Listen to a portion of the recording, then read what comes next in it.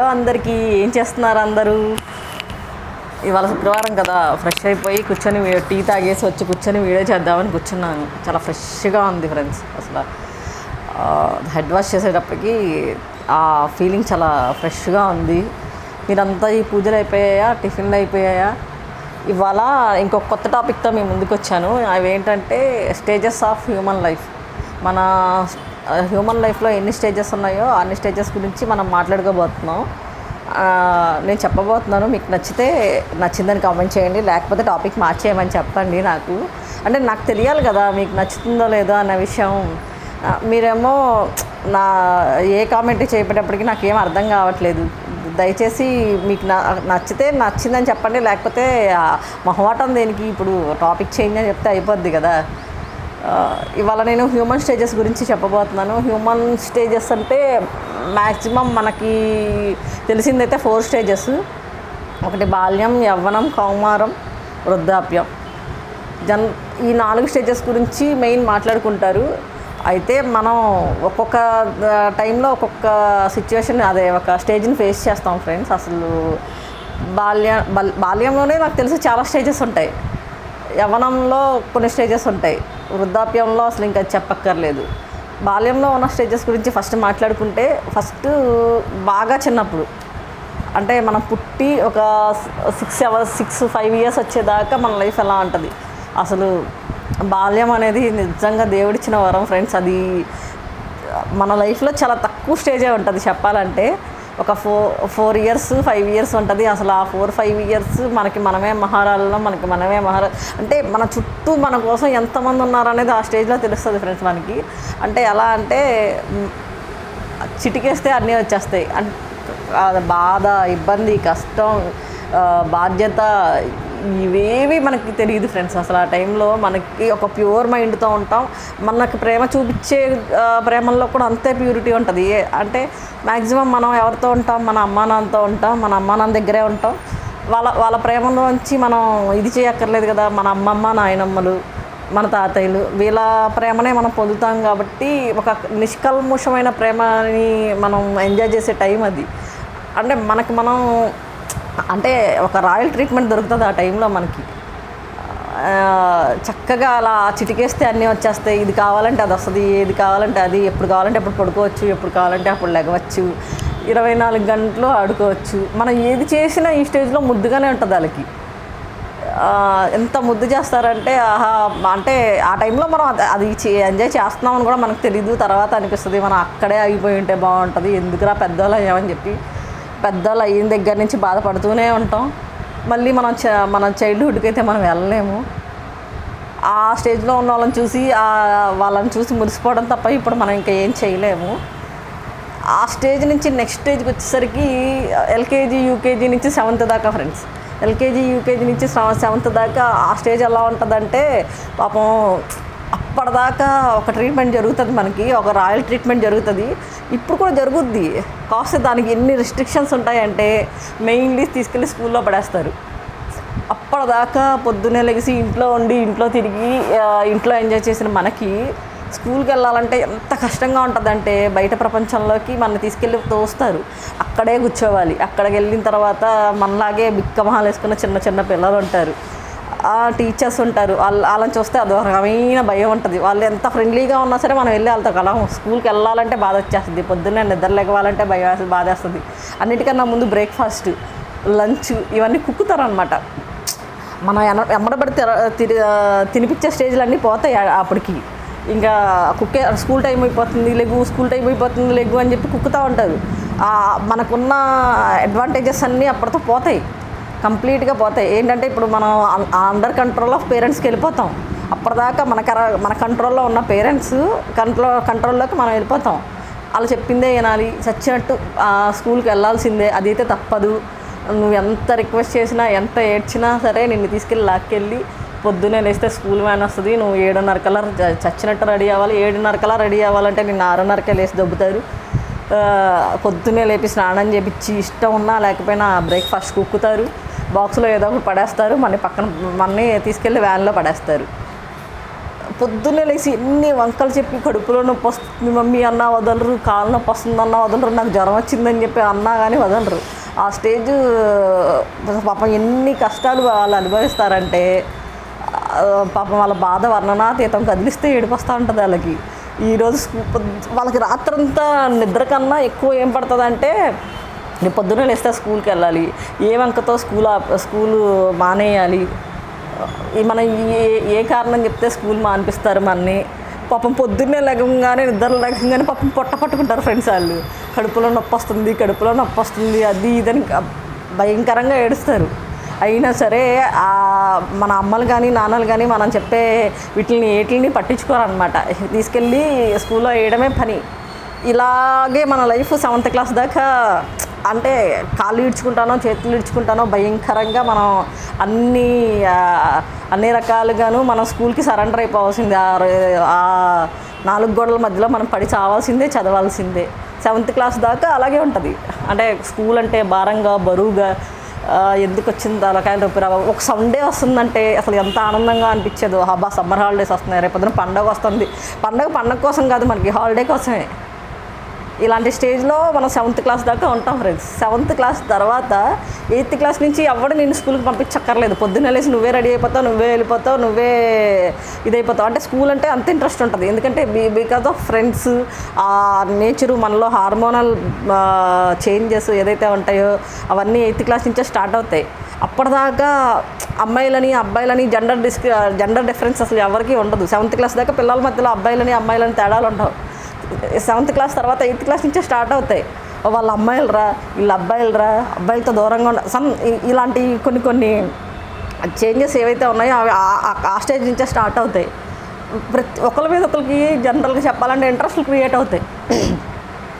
ఎలా అంటే వీళ్ళకి ఉన్న ఈ చేంజెస్ వల్ల అంటే సీక్రెట్ క్రష్లు స్టార్ట్ అవుతాయి. ఒకరి మీద ఒకరికి ఇది స్టార్ట్ అవుద్ది, ఇంట్రెస్ట్ స్టార్ట్ అవుద్ది. అంటే అబ్బాయిల గురించి అమ్మాయిల గురించి అబ్బాయిలు తెలుసుకోవడానికి ట్రై చేస్తూ ఉన్న స్టేజ్ అది. లిటరల్గా ఫ్రెండ్షిప్ బ్యాచ్లు ఏర్పడతాయి, ఫ్రెండ్స్ అంటే గ్యాంగ్లు ఏర్పడతాయి, బ్యాచ్లుగా డివైడ్ అవుతారు.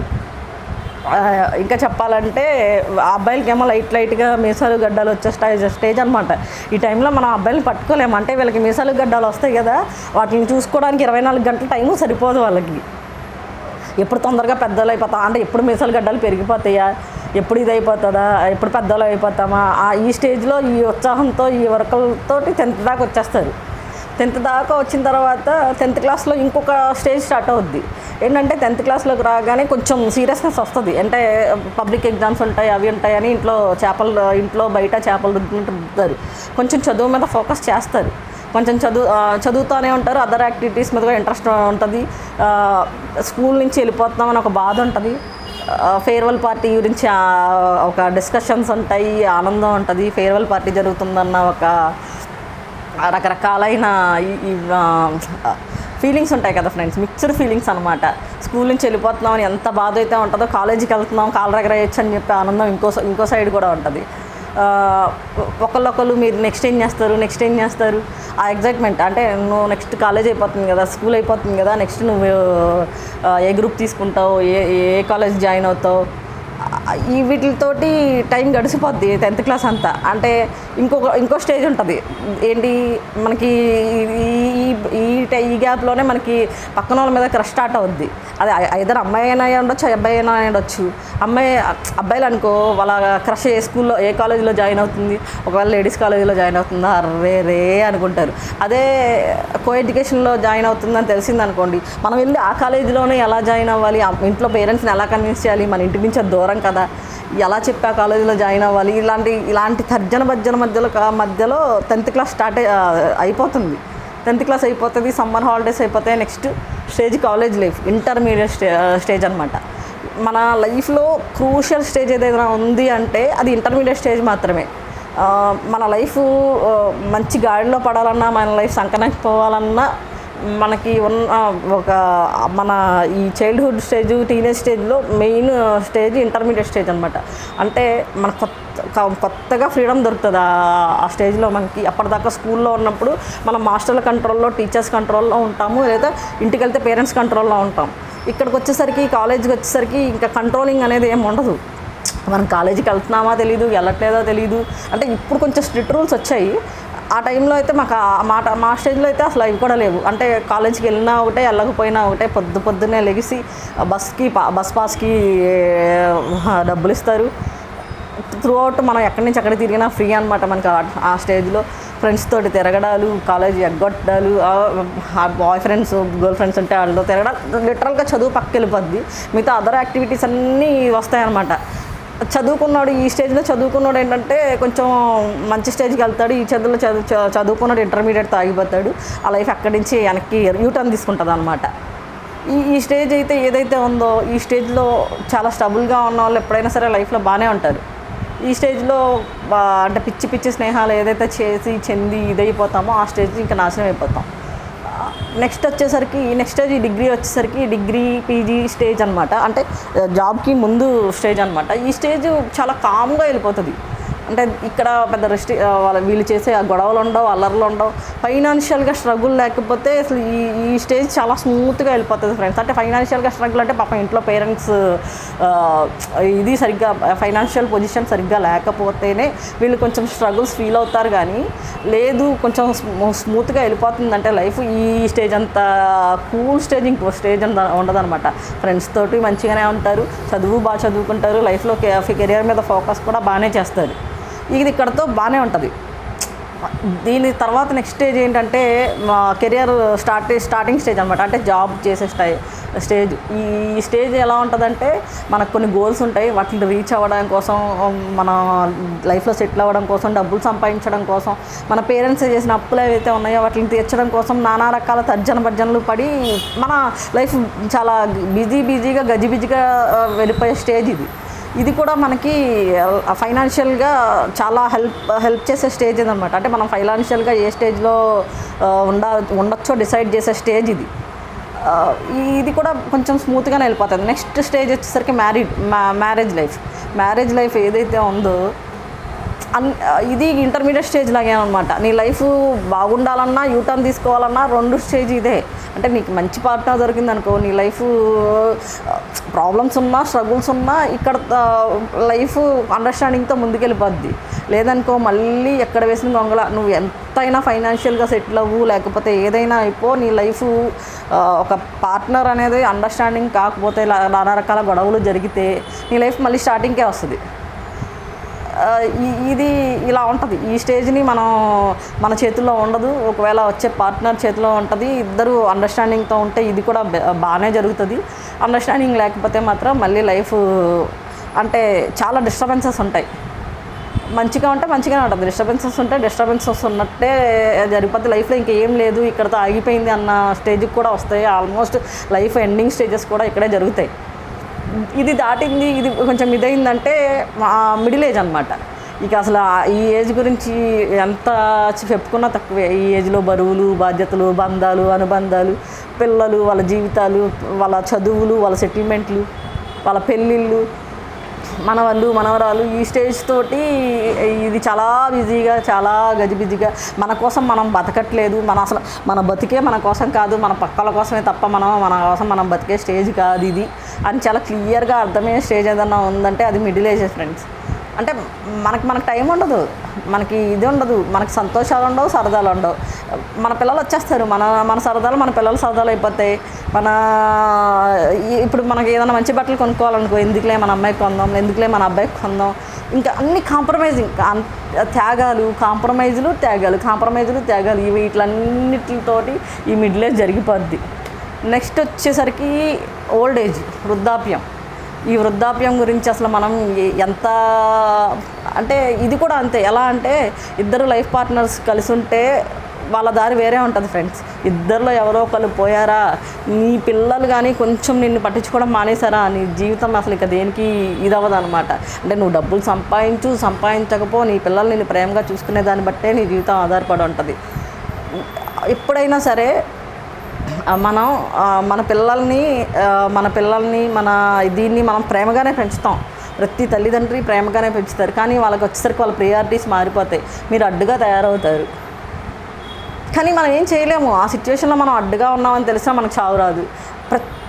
అంటే అన్నీ బాగున్నాడు తప్ప ఏదో తేడా జరిగిన వాళ్ళు అంటే లైఫ్ పార్ట్నర్ పోయి వీళ్ళకి పిల్లలకి బరువైన తల్లిదండ్రులు అయితే వాళ్ళైతే ఇక దేవుడిని ఒకటే మొక్కుకుంటారు, ఎందుకు దేవుడా నన్ను మర్చిపోయావు, నన్ను తీసుకెళ్ళిపోవచ్చు కదా, ఎందుకు ఈ బరువైన బతుకు నాకు ఎందుకు, అది ఇది అని రిటైర్మెంట్ అయ్యాక నేను చాలా హ్యాపీగా ఉందాం అనుకున్నాను, నా పార్ట్నర్ ఎందుకు తీసుకెళ్ళిపోయావు, తను కూడా నాకు తోడలేదు, ఇప్పుడు నాతో మాట్లాడే వాళ్ళు లేరు, అందరికీ భారమైన బతుకు నాకు ఎందుకు దేవుడా అని చెప్పి వాళ్ళు ఏడ్చుకుంటూ ఉంటారు ఫ్రెండ్స్.